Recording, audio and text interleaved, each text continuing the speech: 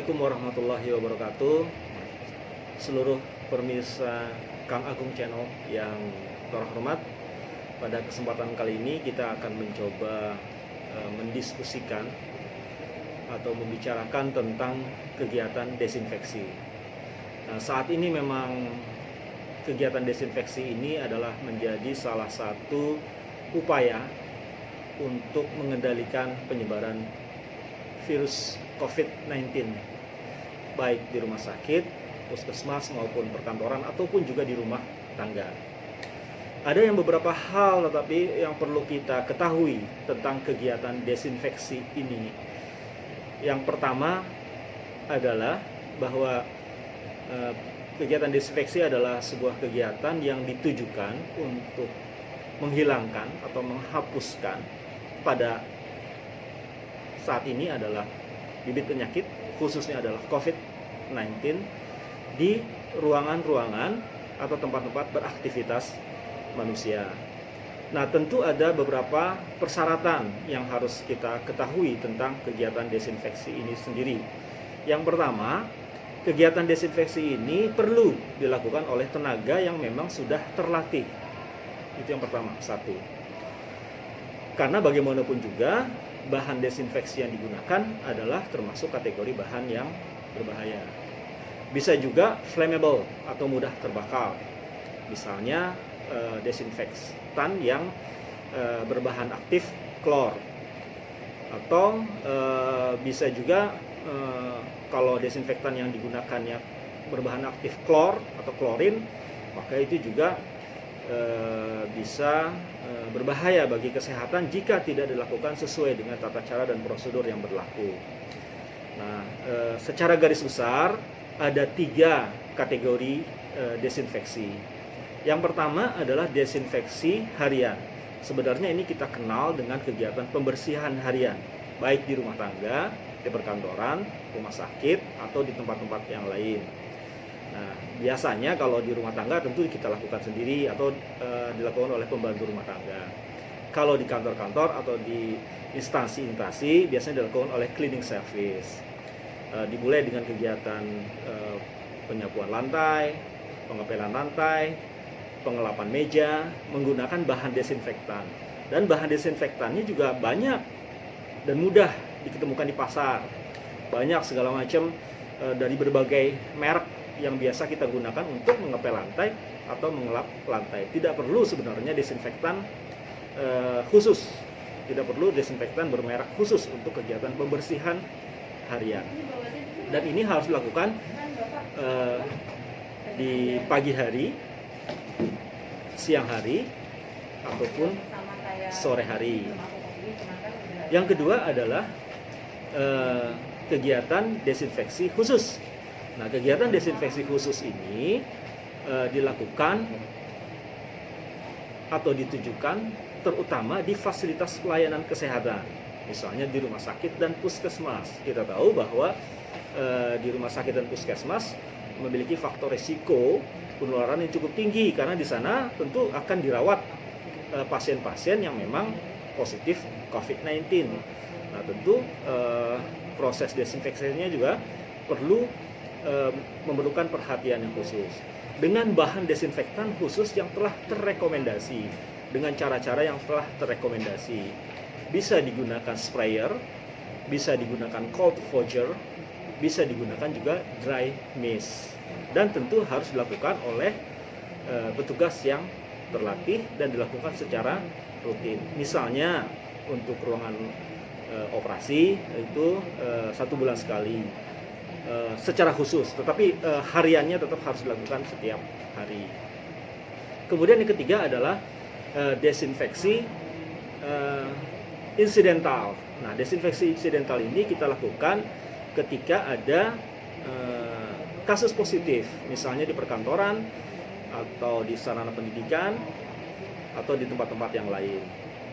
Nah, desinfektan ini juga perlu dilakukan oleh tenaga yang khusus.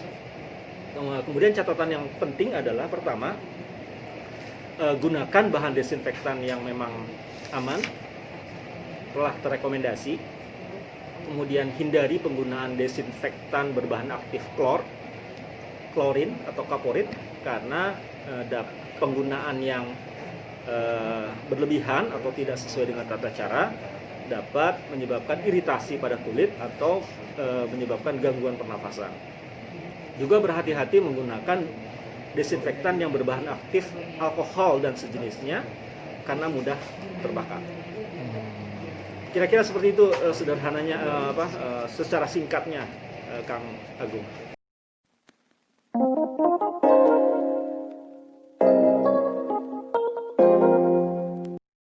Terima kasih Kang Agung. Seperti kita ketahui tadi, kegiatan desinfeksi itu ada rutin dan ada insidental. Nah, kalau rutin maka kan dilakukan oleh petugas setiap hari, pagi, siang, atau sore hari dengan pengepelan, dengan pengelapan, dengan menggunakan bahan desinfektan. Atau kegiatan desinfeksi yang insidental ketika misalnya ditemukan kasus positif COVID-19 di perkantoran tersebut. Nah, sebenarnya kita bisa menggunakan desinfektan berbahan larutan, tetapi juga bisa menggunakan desinfektan atau kegiatan desinfeksi dengan menggunakan lampu ultraviolet misalnya. Nah, tentu dua-duanya ada keuntungan dan ada kelebihannya. Kalau desinfektan berbahan aktif larutan, prosesnya bisa di penyemprotan, di cold voucher atau dry mist. Petugasnya harus menggunakan masker dan APD yang sesuai. Dan karyawan atau pegawai tidak bisa langsung memasuki ruangan yang baru selesai didesinfeksi. Jadi ruangan harus kosong. Kenapa? Karena di ruangan itu masih terkandung bahan larutan desinfektan yang pekat, sehingga kita harus menunggu sampai larutan desinfektan di ruangan itu aman untuk dimasuki oleh karyawan. Relatif mungkin 1 jam, mungkin 2 jam kita harus melihat kondisi di ruangan tersebut, keamanannya gitu kan. Mungkin jendelanya harus dibuka dulu setelah didesinfektan, baru karyawannya bisa masuk.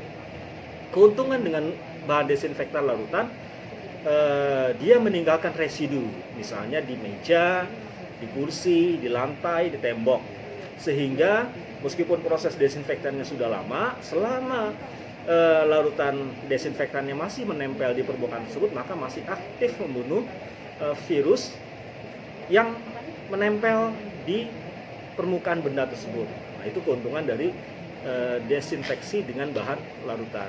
Cuman kelemahannya memang harus menunggu karyawan, tidak bisa langsung masuk, selesai langsung masuk. Mungkin setengah jam, mungkin 1 jam, mungkin 2 jam, tergantung kondisi pekat di ruangan tersebut. Jadi kita harus aman, jangan sampai karyawannya juga keracunan akibat desinfeksi. Yang kedua, kalau kita menggunakan ultraviolet, prosesnya mungkin lebih lama dibandingkan bahan desinfektan larutan. Mungkin satu ruangan bisa 2 jam, mungkin 4 jam, tergantung dari banyaknya lampu yang kita gunakan. Keuntungannya, begitu lampunya dimatikan sesuai dengan timer, karyawannya langsung bisa masuk ke dalam ruangan, bisa pakai langsung ruangan tersebut. Hanya kekurangannya dibandingkan bahan desinfektan yang larutan, bahan desinfektan UV tidak meninggalkan residu. Jadi kalau misalnya setelah itu ada virus COVID atau penyakit yang lain, tidak mati karena tidak ada residu UV di permukaan benda. Nah, kira-kira seperti itu Kang Agung.